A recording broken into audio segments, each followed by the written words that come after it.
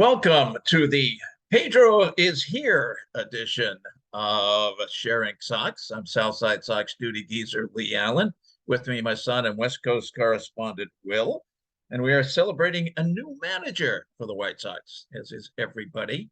And the disappearance of most of the coaching staff, but not the one guy we were hoping got kept. It was being kept.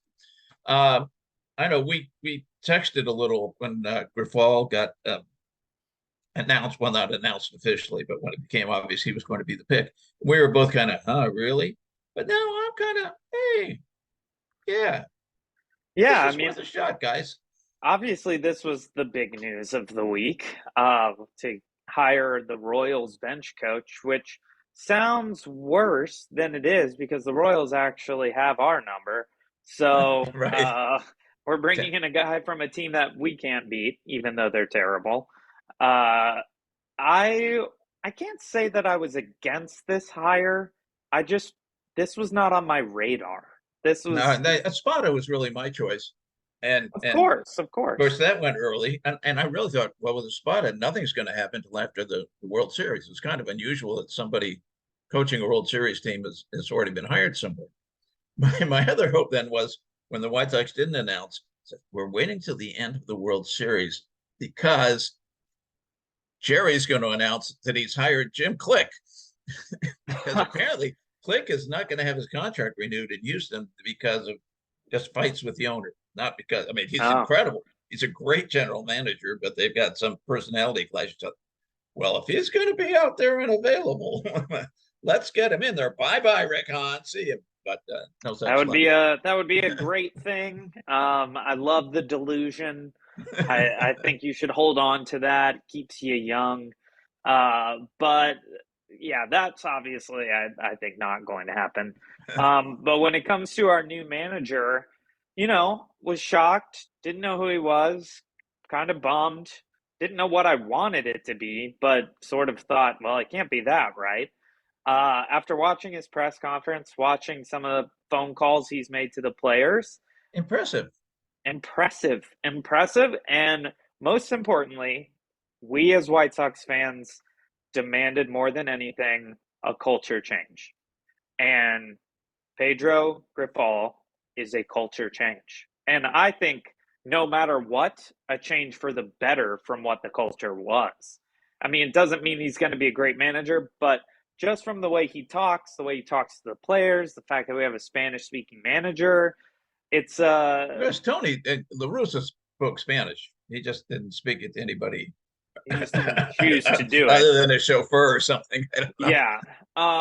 He seems to have a passion for the game. It seems like he's been waiting a long time for this opportunity. He's hungry. Uh, I loved watching a video. There's a great video on Instagram of him calling Eloy Jimenez just as sort of an introduction. And the conversation just goes how you want a conversation between a coach and a young player to go.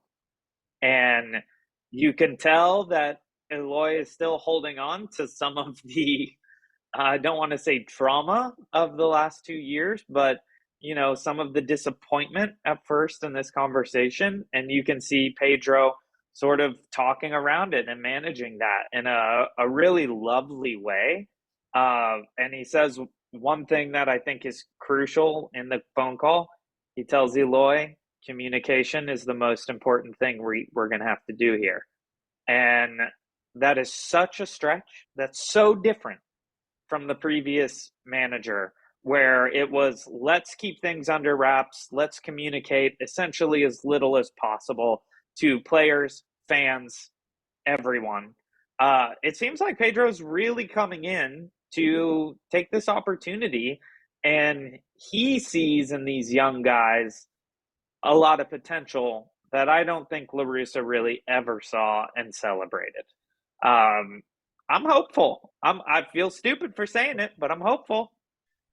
To me, the most important thing, and it's easy to say and less easy to carry out, and we're not going to know until next year the reality of it.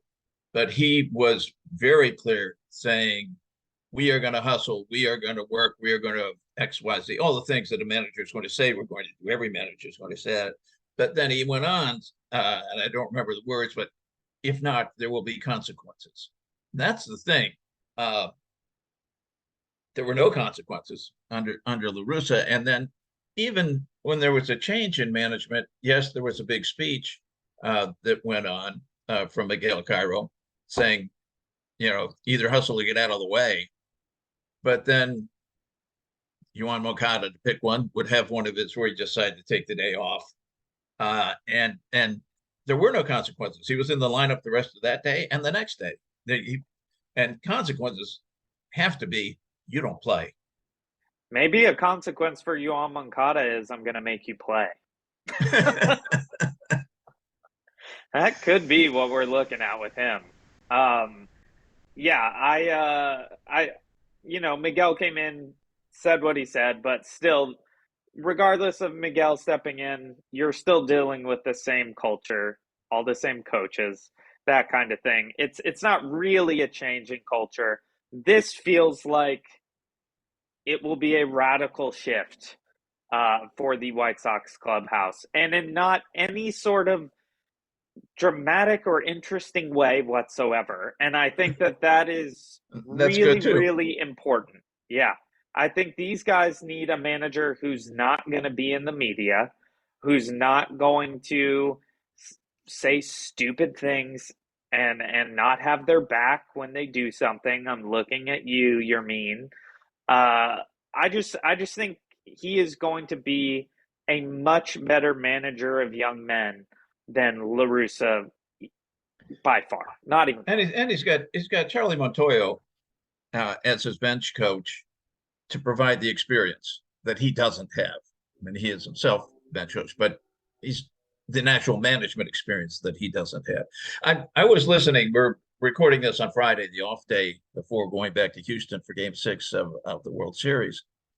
A game which, incidentally, Houston goes into up 3-2 because of defense, purely because of defense. Great play at first base by a guy you don't expect to do well in Mancini, and an incredible play in center field. Absolutely incredible. And the flip side of it was that the Phillies, who do not have a great defensive reputation, their first baseman blew the play where they had a chance to get Altuve at home in the 8th or 9th. So defense, I love defense. I love that happening. Yeah, I mean, anyhow, defense. We're doing this on a Friday, which is also my grocery shopping day. So I was listening to the score this morning on the way to and from my neighborhood jewel. And those guys, pretty positive about Grifol and about what they're seeing with the coaches and all the coaches being gone, etc. But what they were getting on very strongly, and I think fans in general will agree with this, is there's only so much the manager can do. This is a dysfunctional organization. And it's not just Rick Hahn or just Rick Hahn and Kenny Williams or Jerry Reinsdorf. The minor leagues are awful. They don't bring anybody up. They don't train anybody. Fundamentals at the major league level are horrible. But you're supposed to learn that before you get to, they're supposed to learn at little league, but you certainly should not be allowed through an entire minor league chain into the majors, being unable to hit a cutoff man. And even if you're being newly converted over to the outfield, those guys had 2020 at the special camp to practice that kind of thing. And it's terrible. I was shocked. At one point, they were talking about Chris Getz as possibly being the new manager. And I thought, oh my God, no, the man is horrible of the minor leagues. We have horrible minor leagues. There's a reason. And you're going to promote this man? Yeah, I mean, you're exactly right. It's trickle down garbage, really. It starts at the top and it goes all the way down. I don't think Grifol is in any way going to fix or reroute this organization. What we need for the time being is a guy who can come in and win despite the organization. This organization will never get better under Reinsdorf, under Hahn, under Williams. That goes all the way down. But at the end of the day, we do have a bunch of talented guys who, with the right manager and the right fundamental defense focused manager, could turn out a very successful season next year. Provided Doesn't we mean it's don't going have to happen, but it could. provided we don't have 7 DHs on the roster. And Wow. apparently, I know you noticed that Grifol was wearing number 5. That's Josh Harrison's number. I guess they're sending a message to Josh, and Jose is gone. So that's the right side of the infield. I happen to be a Josh Harrison fan, and I understand if they replace him with my dream, it's not going to happen. I know that is that they get Dansby Swanson and Tim moves over to second, and then I'm happy to see Josh go. I will wave bye and thank him for his year. But they need. I think that they're going to go. Well, we've got Romy Gonzalez is ready, and Danny Mendick, and he hit 300 for a week there, so he's bound to do that again for a season. Even though once the league remembers how to pitch to him, he's through. Lenine Sosa, wow, he had 480 home runs in high school ball. None of these guys can play now. Sosa maybe eventually. Who But knows? you're also talking about a bunch of guys who have been coming up and learning the game on this dead baseball True. team. That's I absolutely true. I know it's somewhat naive of me to think that those guys are going to improve at any sort of accelerated clip. However, I do actually think it's possible.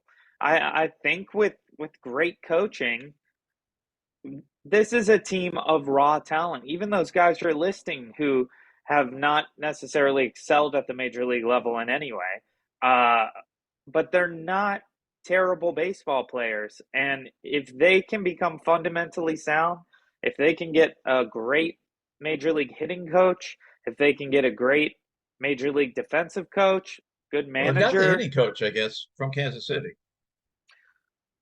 right? Which Brought a is hitting coach with him. That's not the heaviest hitting team ever, but maybe they're maximizing what they've got. I don't know. for sure, and they absolutely could be. I mean, I want to sit here and talk about how bad Kansas City was and how these guys aren't going to get it done, but they got it done against the White Sox all year. So who am And I they to do talk? it. I mean, in what they've failed in, and of course they succeeded not that many years ago in a tiny market.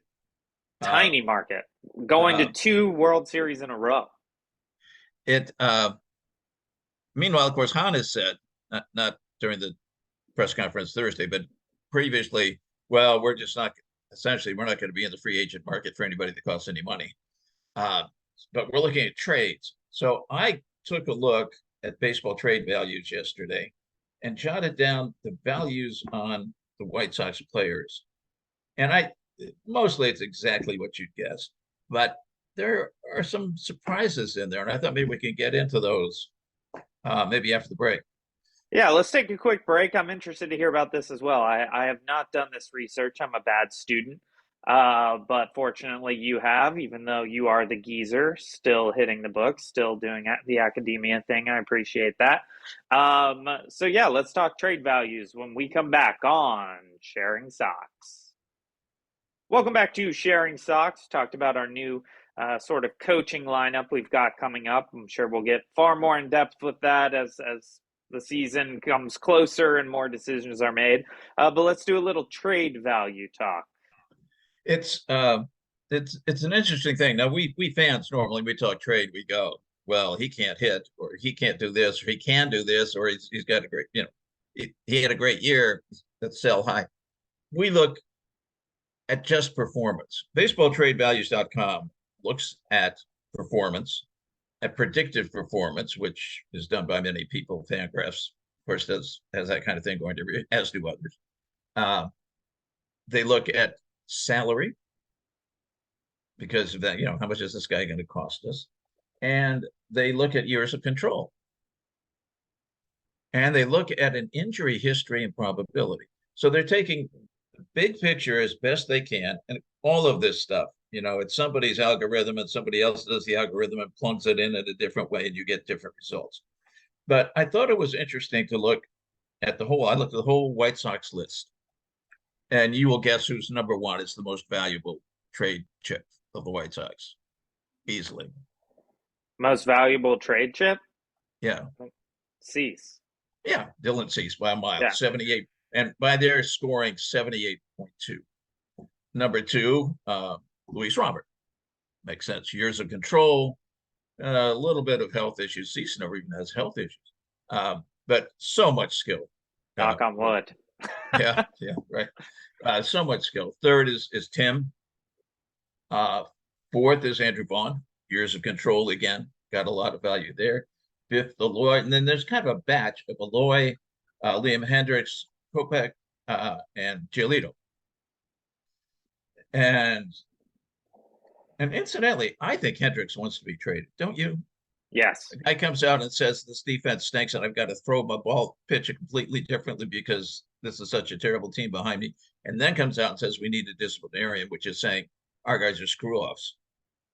Basically, I mean, it's a polite Australian way of saying it.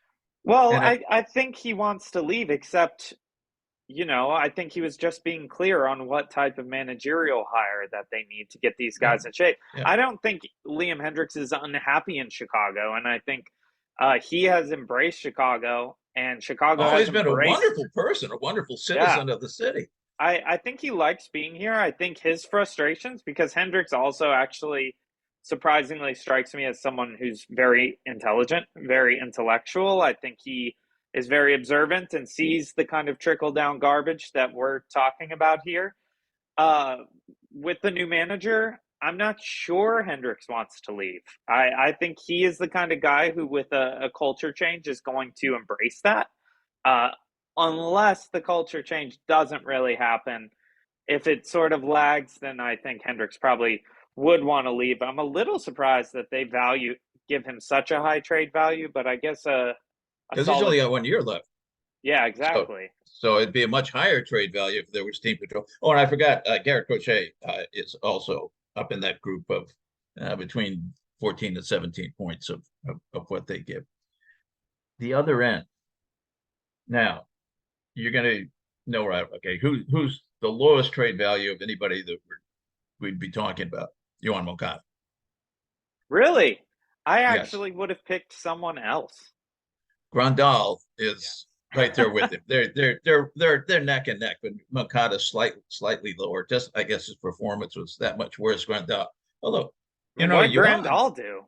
Yoán is a very good odd number year player, so he could come back next year. I also really do think Yoán is a guy who will absolutely excel under a better, smarter disciplinary manager. I do. Let's hope so. Next worst guy who was the worst hitter in the major leagues for a long part of the season, though he came out with was Leary. Okay, you can't get rid of Leary. You got 5.5 million a year for 2 more years. You can get rid of Leary if you're willing to pay $5.25 million to play against him. Yeah, I mean he has value. Then Diekman's down at the -4 something. Kelly's down at -4 something. Pollock at -3. The one that's surprising, this is the most surprising one to me. Lance Lynn at a -4.6. They have him at less trade value than Jake Diekman.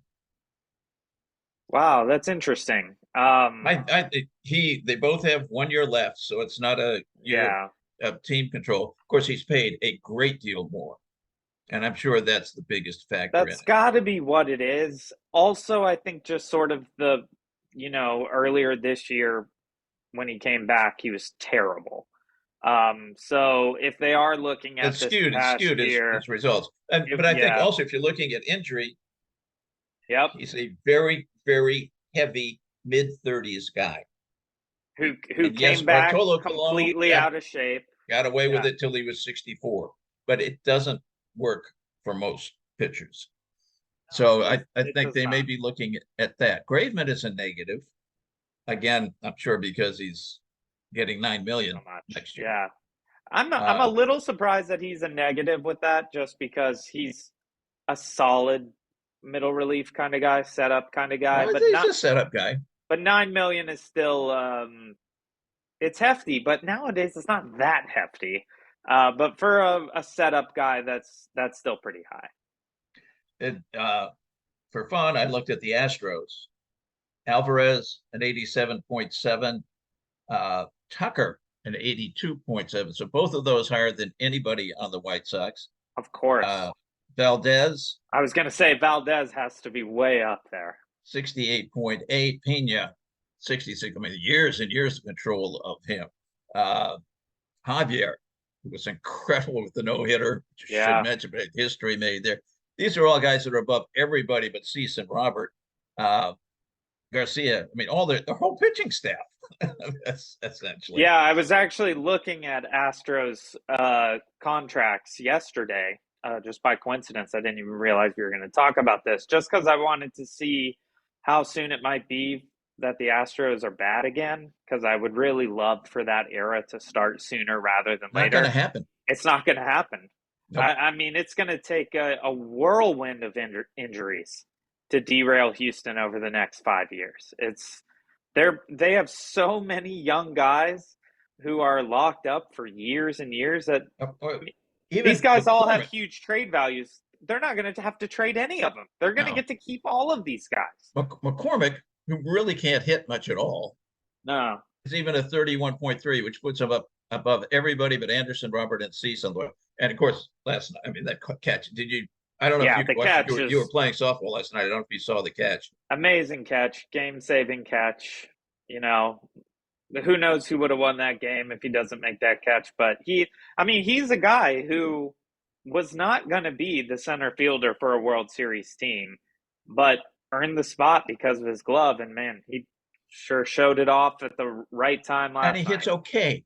You know, he's kind of Miles Straw, but hits a little better.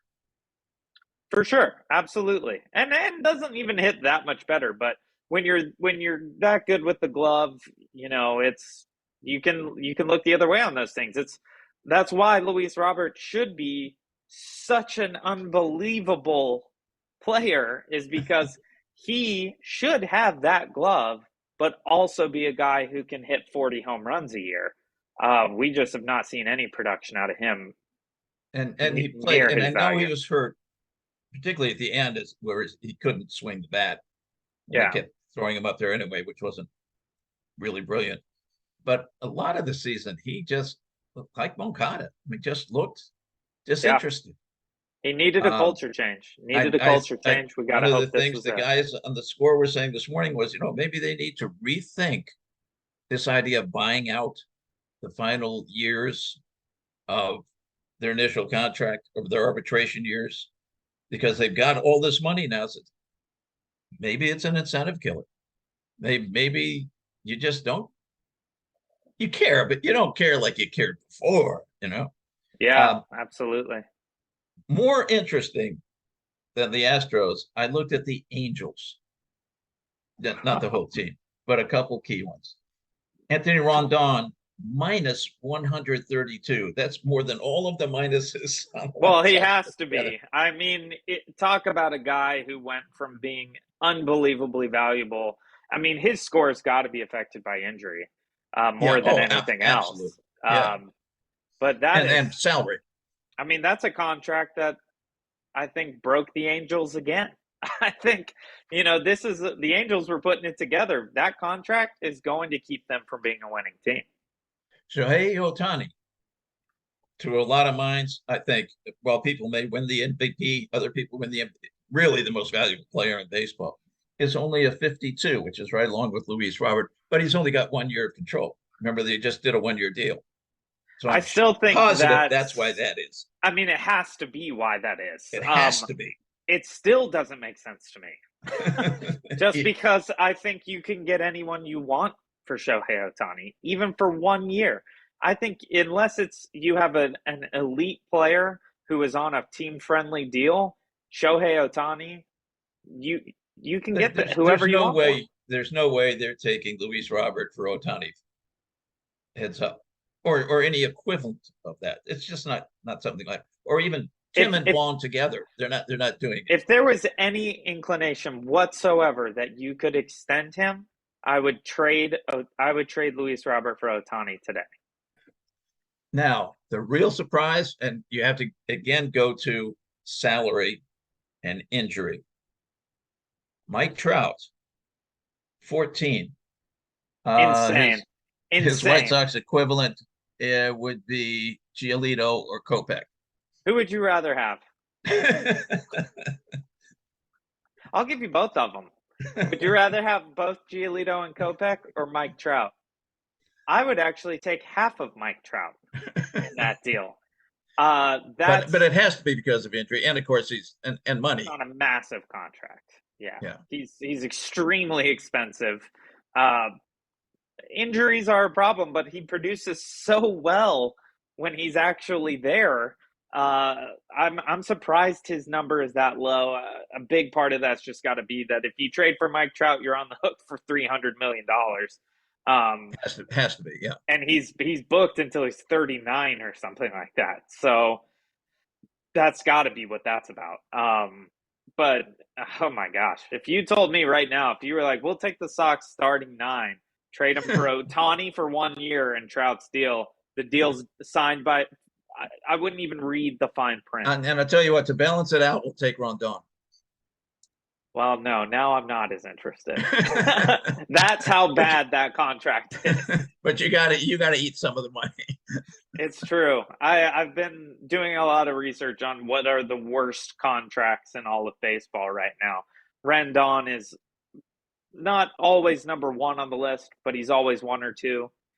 The only person on the White Sox who's out there just because we don't sign guys to these 10-year, $400 million things is Grandal.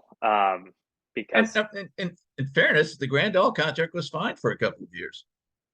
yeah, and it certainly didn't An seem like a bad overpayment, idea. probably, but not a horrible thing. Yeah, he's just deteriorated at such an accelerated rate. Um, but yeah, I mean, I'm not shocked by our trade values whatsoever. I'm shocked that Joe Kelly isn't even closer to the bottom. I I don't Yeah, know what world he has any trade value. I would put him up there with Rendon. Why would you ever trade for Joe Kelly? You're going to spend what, I 18 mean, million bucks or whatever to get a guy the who's going to have a sucker, 9 ERA? Rick Hahn would have to find a sucker who was a bigger sucker than he was signing Kelly in the first place when you knew the man had a very serious injury from which he has never recovered and certainly had not recovered at the time you signed him. Yeah, It's hadn't like been good in years. they never had a doctor look at him. They never had. Can you throw a few balls for us so we see how that shoulder is going or whatever the hell was wrong with him? It was biceps or something, right? I forget I'm what it even just was, but he couldn't throw. I'm blown away that he's not actually the worst one on the White Sox list Yeah, because worse than Leroy. he's got the lowest ceiling even, which I guess they're not taking into account with these quite so much, but Moncada's ceiling is still very high. Like Absolutely. should still be great. I mean, look at him. He is a beast of an athlete. He should be great. Grandal, he's falling apart, so I get him at the bottom, but you never know. He could have a slight bounce back year even. Kelly is not going to have a bounce back year. Kelly's done. And I actually kind of like Joe Kelly, even though he's a jerk, but he's done. And it blows my mind that they give him any sort of trade value whatsoever, which they don't. He's negative trade value, but still, it is pretty shocking to me that I think the Joe Kelly contract is the worst one we have. I mean, it's useless. It is just money down the toilet. Uh, It's Yeah. crazy. Now that Keuchel's gone, Yeah, it's the worst. yes, of course. Keuchel was. That's I even And forgot about him. and Kimbrel. I mean, And Kimbrel. Han was on a hot streak with pitchers. Yeah, true. Getting Kimbrel was the mistake. I'll say getting rid of Kimbrel for Pollock, I'm still fine with that trade. I know Pollock wasn't very good, but my goodness, whatever I had to do to not watch old Spider Arm come out there and blow 5 runs in the ninth, or in the eighth rather, I'm fine with it. I'll take the 240 bad outfielder. That's fine with me.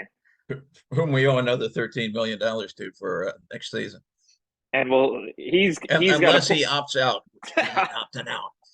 no, he'd have to be a fool to opt out, I think. So maybe he's a fool. I don't know. But that's pretty much all the time we have for this week. Do you have any final thoughts before we sign off? No, World Series ends, I'm guessing Saturday night, really, but it's certainly going to be over by Sunday, which means that free agency starts by Monday. First 5 days, you can only negotiate with your own team, so it doesn't really open up till the following weekend. And of course, in recent years, nobody gets signed as soon as it opens up. But then we get into the whole thing about who gets tendered and non-tendered and options that are or are not picked up. I'm sure Tim's is being picked up. I'm pretty sure they're not going to take Josh's, which I think will prove to be a mistake because they will not. If they went out and got one of the star shortstops and moved him over, by all means. If they got Colton Wong, I mean, there are a couple possibles of good trades, but they're not going to do it. Yeah, they're going to go with, we got these three guys in the minor leagues, and boy, they're great. Yeah, and the good news for Josh is he played well enough this year that he's still going to be a major leaguer next year. So we'll still get to watch Josh Harrison play somewhere. And enjoy the game. I love the way he loves the game. I know. If they were and smart, the other question that we'll get into maybe next week or on out is the right field debacle, where they're going to go. Well, Oscar Colas, it's our right fielder of the future, so we can't sign anybody now because it'd only be for a few months before we have somebody. Besides which, we can always put Yoán and Sheets back out there because they were only the two worst outfielders in the history of Major League Baseball, and so we're okay. Well, we just gotta hope that our new guy Pedro Grifol has some things to say, has some law to lay down. Pedro, welcome to the White Sox. Won me over this week, man. I'm rooting for you. I would have rooted for you anyway, but really impressed by the way you've gotten things started. I hope you keep it up. I really do. I would love for this to be an amazing find of a manager.